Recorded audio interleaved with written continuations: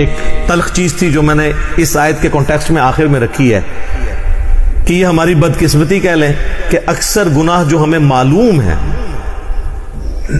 وہ سب کے سب کبیرہ گناہ ہی ہے، ان میں کوئی گناہ چھوٹا گناہ نہیں ہے، ہم ان کو چھوٹا سمجھ رہے ہوتے ہیں۔ اگر آپ کو یہ سارے گناہوں کی لسٹ چاہیے نا تو بخاری مسلم کے حوالے سے مشکات المصابیح میں اگر آپ چلے جائیں نا تو مشکات کے شروع ہی میں پہلی جلد کے اندر آپ کو ایک چیپٹر ملے گا گناہ کبیرہ کا بیان، چونکہ یہ کمبائنڈ فارم میں نوٹس ہیں مشکات، میں اسی لیے بار بار ایمفسائز کرتا ہوں کہ مشکات ضرور لیں۔ مثلا پہلی حدیث اس چیپٹر میں وہ بخاری اور مسلم دونوں سے لے کے ہیں کہ عبداللہ ابن مسعود رضی اللہ تعالیٰ عنہ کہتے ہیں کہ نبی علیہ السلام سے کسی نے عرض کیا کہ اللہ کے نزدیک سب سے بڑا گناہ کون سا ہے؟ تو آپ نے فرمایا کہ تم اللہ کا شریک بناؤ حالانکہ اس نے تمہیں پیدا کیا ہے، یعنی شرک سب سے بڑا گناہ۔ اس نے پوچھا اس کے بعد، فرمایا اس اندیشے سے بچے کو قتل کر دو کہ وہ تمہارے ساتھ کھائے گا۔ اولاد کو اس لیے سے ایک فیملی پلاننگ ہے، وہ الگ چیز ہے، اس کا جواب موجود ہے، اس میں میری ویڈیوز ریکارڈ ہے۔ ایک یہ کہ پریگنینسی آئیڈینٹیفائی ہو گئی ہے اور آپ بچے کو قتل کر دیتے ہیں یا بچوں سمیت خودکشی کر لیتے ہیں، جو پاکستان میں خبریں اکثر آتی رہتی میڈیا میں۔ اس نے عرض کیا اس کے بعد، تو فرمایا اپنی پڑوسی کی بیوی کے ساتھ بدکاری کرنا۔ بدکاری تو کسی کے ساتھ بھی کرنا برا ہے، لیکن پڑوسی کا چونکہ حق ہے اس لیے اس کو ذکر کیا۔ پھر نبی صلی اللہ علیہ وآلہ وسلم نے سورۃ الفرقان کی آیت تلاوت کی، والذین لا يدعون مع اللہ الہا آخر ولا يقتلون النفس التي حرم اللہ الا بالحق ولا يزنون، جو میں نے شروع میں بھی حدیث کا ذکر کیا تھا کہ حدیث میں 3 بڑے گناہ بیان ہیں۔ اگلی حدیث امام بخاری لے کے آئے ہیں جو مشکات والے امام نے نقل کی ہے کہ نبی علیہ السلام نے فرمایا اللہ کے ساتھ شریک بنانا، والدین کی نافرمانی کرنا، کسی کو ناحق قتل کرنا اور جھوٹی قسم اٹھانا کبیرہ گناہ ہے۔ دیکھ لیں یہ بھی کبیرہ ہے۔ اس سے اگلی حدیث بخاری اور مسلم دونوں میں ہے کہ جھوٹی قسم کی بجائے جھوٹی گواہی کا ذکر ہے اس حدیث کے اندر کہ جھوٹی گواہی دینا بھی گناہ کبیرہ ہے۔ اس سے اگلی حدیث بھی بخاری اور مسلم دونوں میں ہے، نبی علیہ السلام نے فرمایا 7 چیزوں سے بچو۔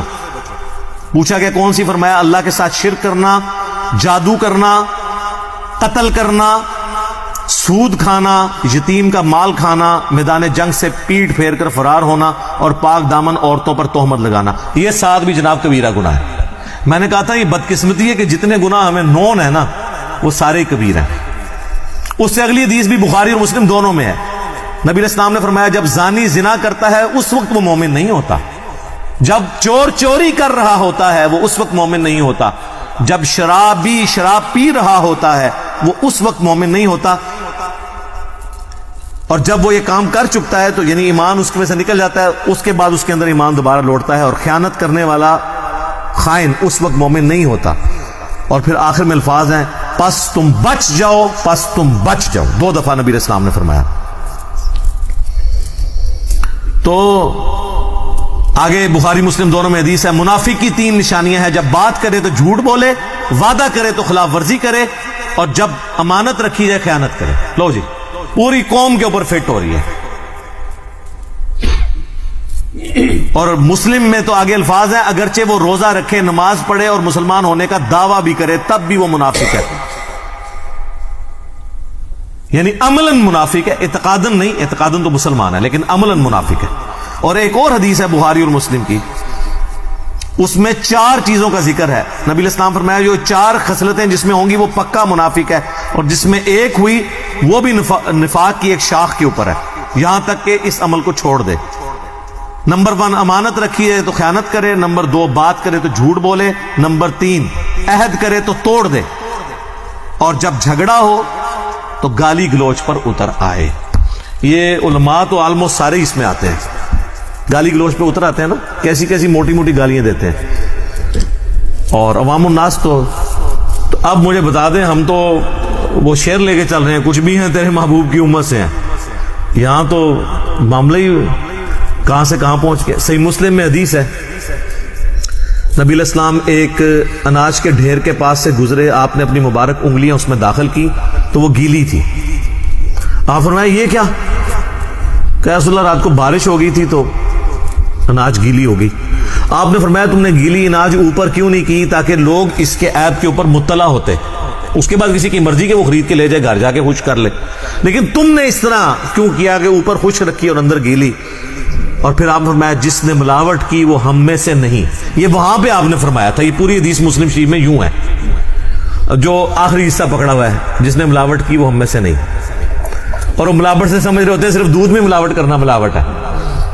ملاوٹ یہ ہے کہ آپ غرر کریں, عربی میں غرر کہتے ہیں دھوکے کو.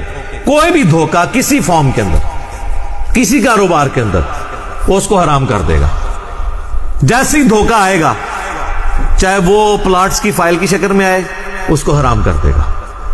چاہے بیچنے والی چیز کی شکل میں آئے, اس کو حرام کر دے گا. یعنی آپ مال دکھائیں کچھ اور جب ڈال کے دینے لگیں کچھ اور ڈال دیں, تو آپ نے دھوکہ کر دیا, غرر کر دیا. تو غرر جب بھی آئے گا تو وہ پورے کے پورے مال کو, آپ کے کمائی کو حرام کر دے گا. بولے اعوذ باللہ تعالی. اللہ تعالی ہمیں اس فتنے سے بچا کے رکھے, اپنی ایمان کے اندر رکھے, گناہ کبیرہ سے بچنے کی توفیق عطا فرمائے, اور کمٹمنٹ کے ساتھ اپنے محبوب صلی اللہ علیہ وآلہ وسلم کی سچی اتباع کرنے کی توفیق عطا فرمائے, آمین.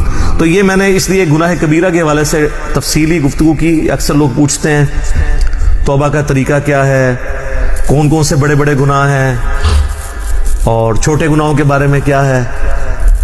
تو توبہ تو میں نے آپ کو بتا دیا کہ توبہ یہ ہے کہ اپنی اصلاح کریں.